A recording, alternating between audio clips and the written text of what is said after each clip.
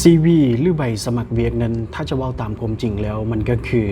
เครื่องมือการตลาดอันหนึ่งเนาะที่พวกเขาใช้ในการซื้อหรือใช้บอกคนอื่นว่าพวกเขามีคุณค่าหยังแด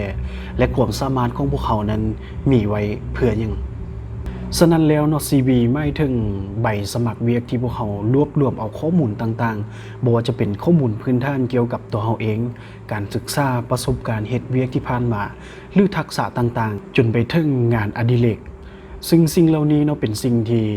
พวกเขาจะใช้เพื่อเป็นตัวที่บ่งบอกได้ชัดเจนที่สุดว่าจากความรู้ความสามารถของพวกเขานั้นเป็นอย่างบริษัทหรือองค์กรต่างๆจึงจำเป็นต้องจ้างเขา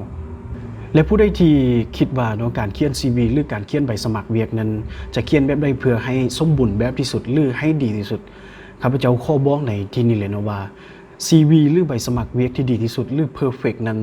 มันบ่มีเนาะมันจะมีก็แต่ CV ที่พวกเขาสร้างขึ้นมาเพื่อให้เหมาะสมกับเวียกได้หนึ่งที่พวกเขาต้องการสมัครนั้น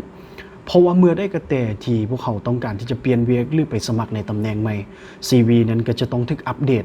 หรือเปลี่ยนแปลงไปตามคุณสมบัติและความรับผิดชอบในหน้าเวียกอันใหม่นั้น